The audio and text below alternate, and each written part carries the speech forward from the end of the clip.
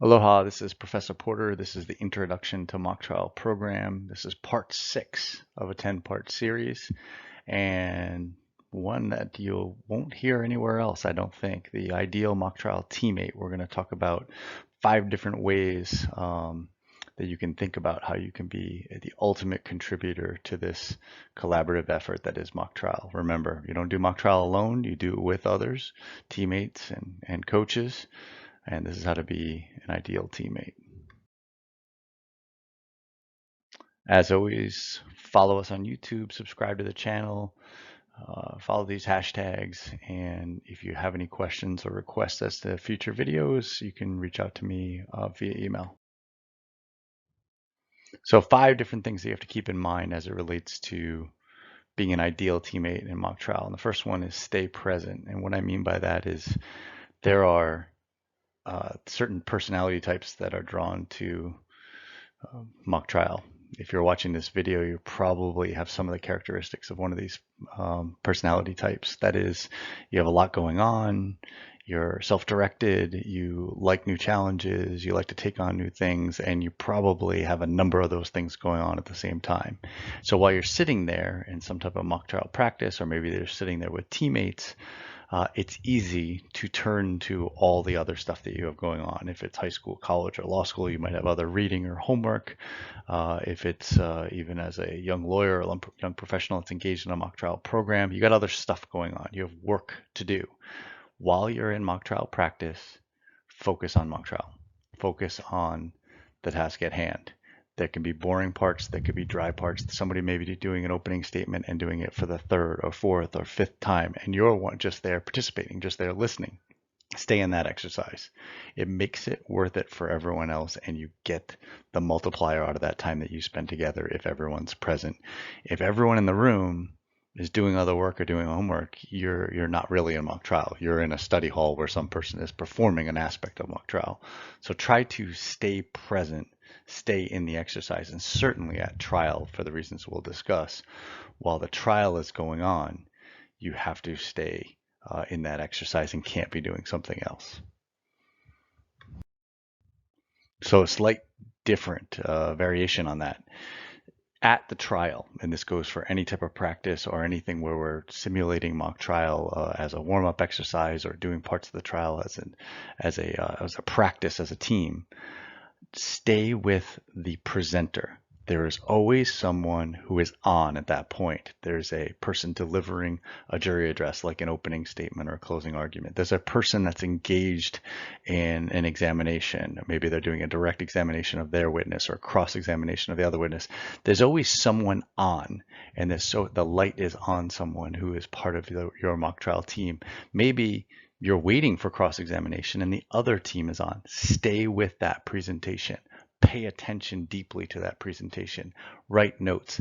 Again, imagine, like we talked about in earlier videos, imagine there is a camera that is centered on you and you're trying to project that you are the professional, that you are the one that's most prepared, that you're ready to persuade and be efficient in your presentation. Well, that camera that's zoned in on me, if I'm a professional, should show me paying attention to every drop of what's going on. I'm not doing other work. I'm not doing other things. And when it comes down to trial, I want you to think about the trial competition and that camera on you during the trial competition. When it's looking at me and someone else is presenting, someone else is doing an opening statement, someone else is having a witness examination at that point, it should show me engaged in that activity, engaged with that presentation. I am with that presenter at that time, whether they're on my team or they're on the opponent's team, because I'm helping someone out with what's going on right now. So if you're part of a mock trial team, if you're sitting there at counsel table, odds are you either just did something earlier on in the trial that was your part, or your part lies ahead and you're thinking about it. Instead of, I have a closing that's coming up in this trial, or I just had the witness examination, the direct examination immediately before this. Instead of thinking about what happened already, which of course you can do nothing about, or worse, working on and planning on and doing something for what lies ahead, stay with the presenter. Stay with this presentation. There's nothing like the unison of a team who's all engaged in the activity that's being presented at that time, as opposed to often doing other stuff within the context of trial. It doesn't count to be at counsel table and to be working on other things. It doesn't count to be at counsel table and working on your next part and worried about what you're going to say next. It's a team sport. It's a team activity.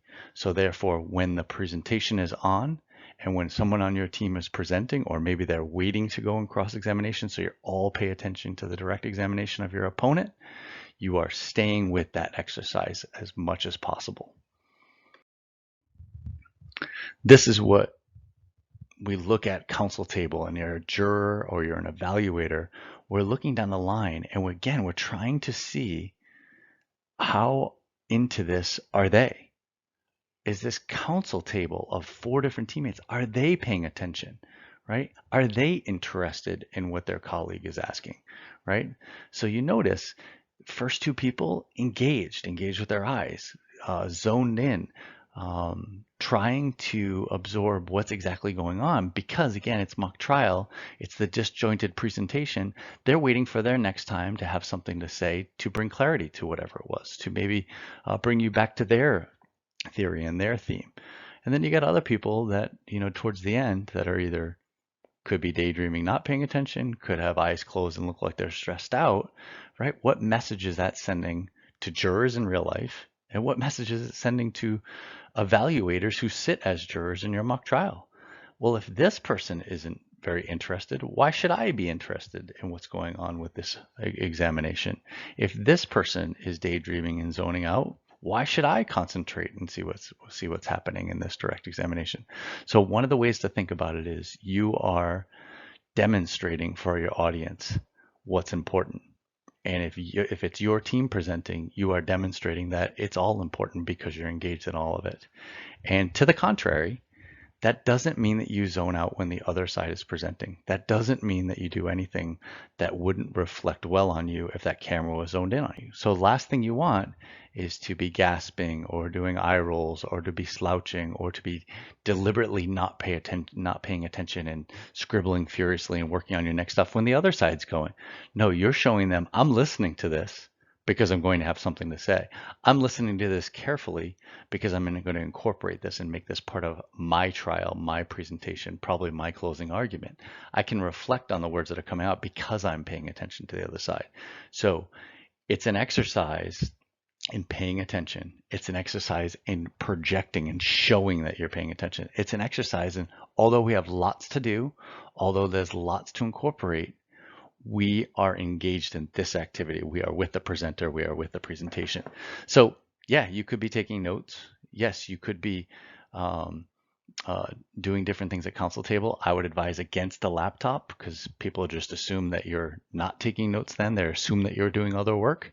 But if you're taking notes, it should look like taking efficient notes and not writing down a transcript of what's being said. If you're going to take notes, hit some key phrases and look up with your eyes and be engaged otherwise. Okay, so if you're going to take notes, it's not like some folks do in class where they're trying to get as many of the words down that come out. No, key phrases, something that could be used in closing, something that's important, a circle here, very thin notes.